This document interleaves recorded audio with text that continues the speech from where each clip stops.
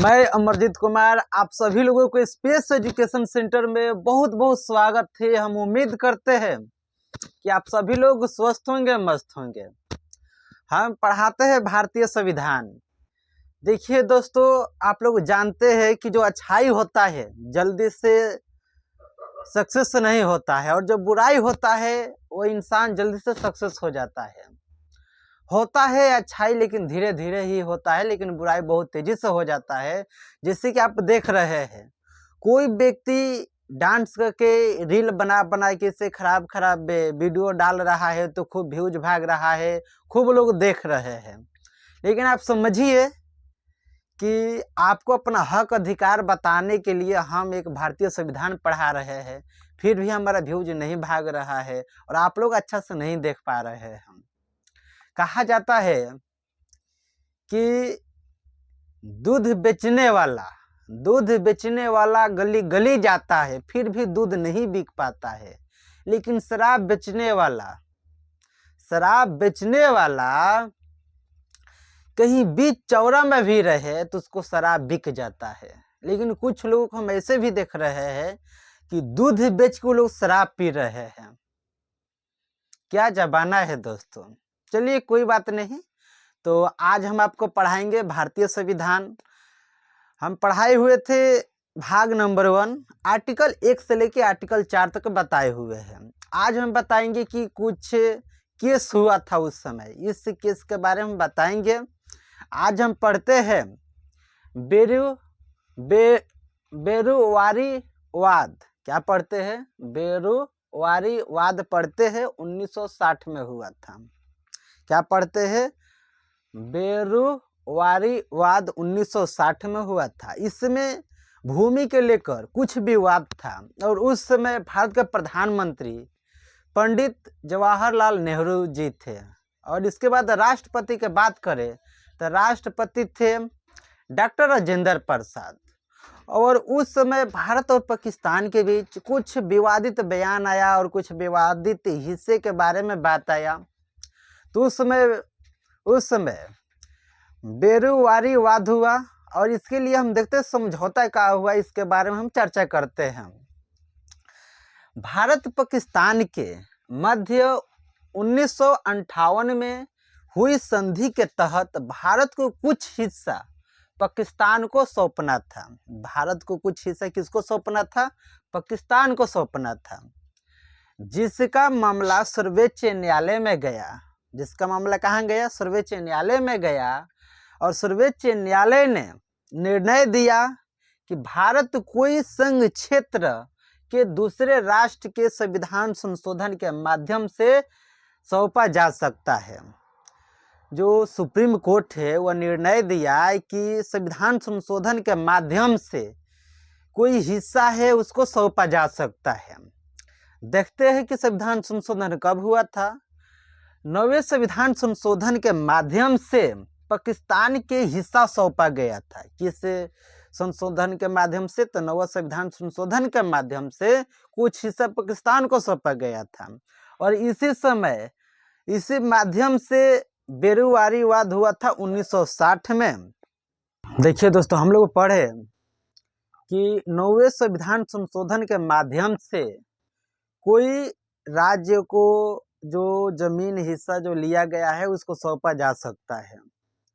जैसे कि हम जानते हैं कि कोई भी राज्य को क्षेत्र बढ़ाना है या नया राज्य स्थापना करना है तो आर्टिकल 3 में दिया गया है, या किसी के क्षेत्र में परिवर्तन करना है और कोई राज्य के नाम परिवर्तन या क्षेत्र परिवर्तन होता है तो संसद द्वारा होता है और साधारण बहुमत से होता है। ये बहुत सारे एग्जाम में पूछता है कि कैसे होता है, तो साधारण बहुमत से होता है।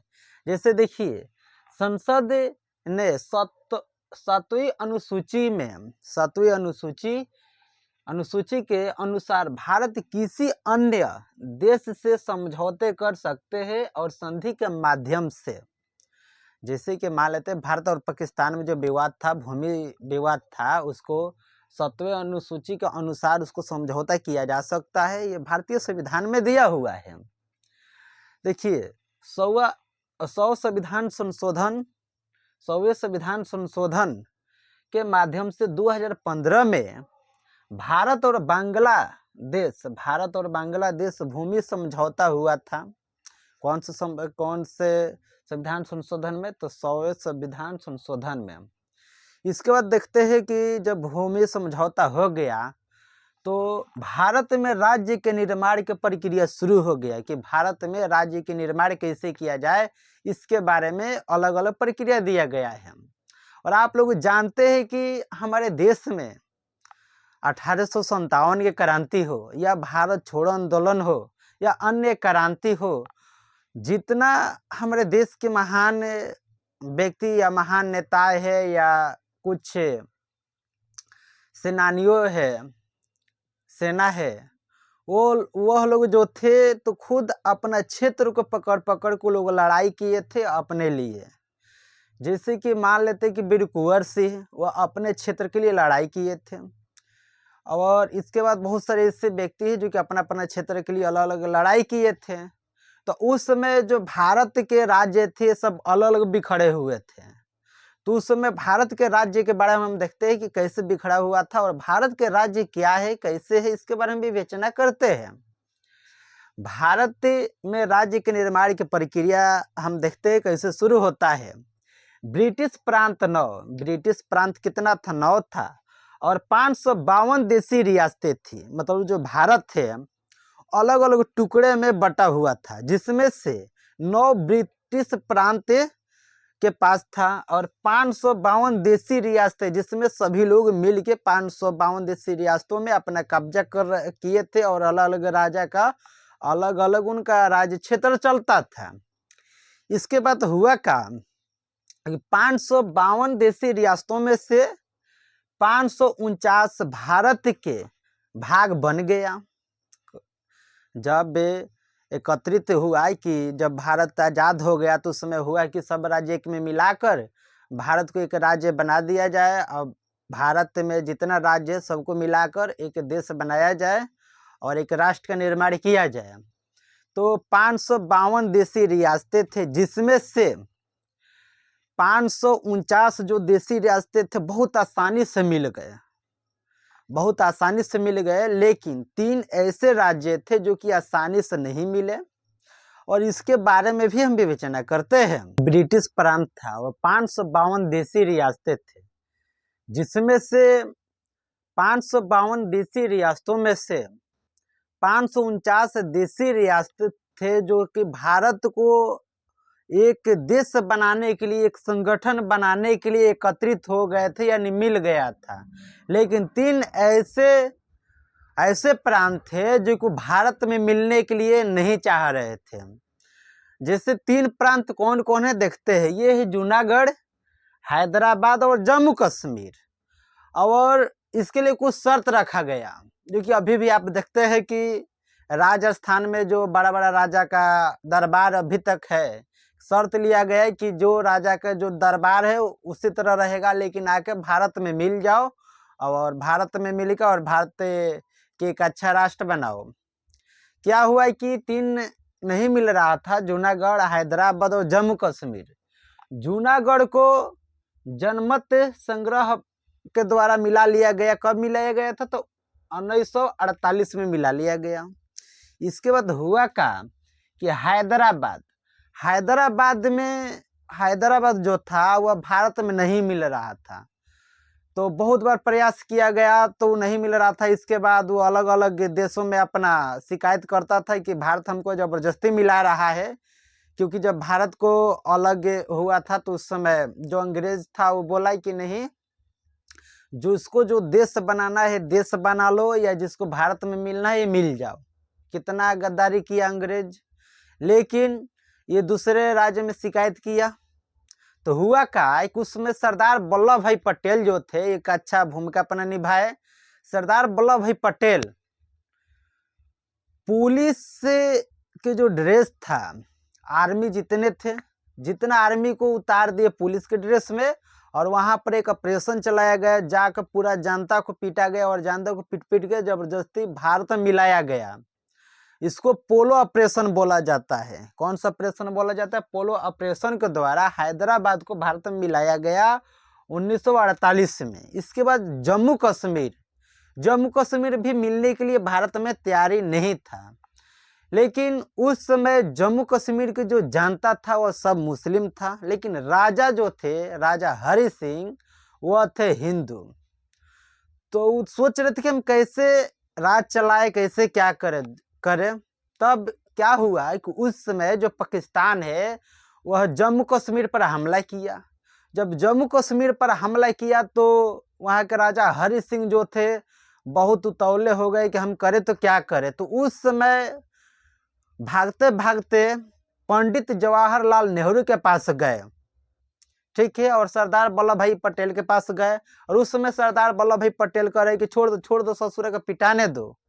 लेकिन फिर हुआ का, बहुत नेहुरा किए राजा हरि सिंह, तो बोले कि पंडित जवाहर नेहरू और सरदार वल्लभ भाई पटेल बोले कि ठीक है, हम अपना सेना वहाँ भेजते हैं।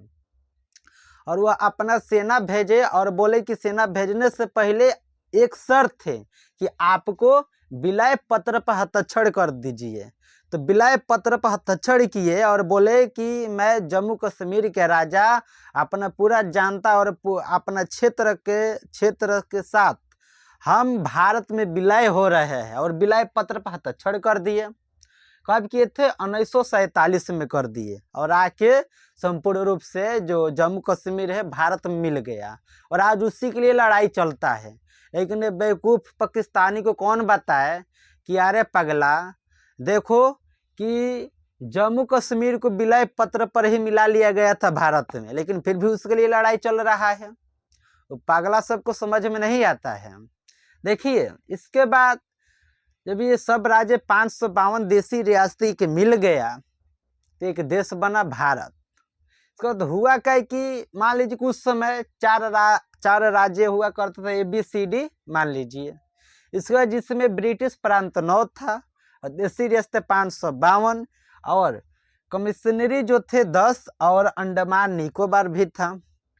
तो अलग अलग राज्य था, लेकिन सब एक में मिला लिया गया, जिससे 552 देशी रियासत एक में मिला और एक भारत एक मजबूती राज्य बना। और उस समय जब एक में मिल गया तो 14 राज्य और 6 केंद्र शासित प्रदेश बनाया गया। अलग अलग टुकड़ा था तो एक में मिला लिया गया, तो 14 राज्य 6 केंद्र शासित प्रदेश बनाया गया।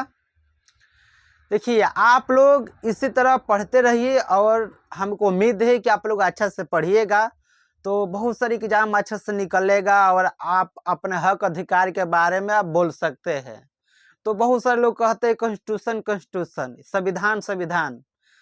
देखिए, संविधान एक ऐसा पवित्र या राष्ट्रीय बुक है। ऐसे एग्जाम में पूछता है कि भारत का राष्ट्रीय बुक क्या है, तो भारतीय संविधान भारत का राष्ट्रीय बुक है, जो कि संविधान ही हर धर्म, हर चीज और हर किसी को बोलने का, हर किसी का आज़ादी देता है।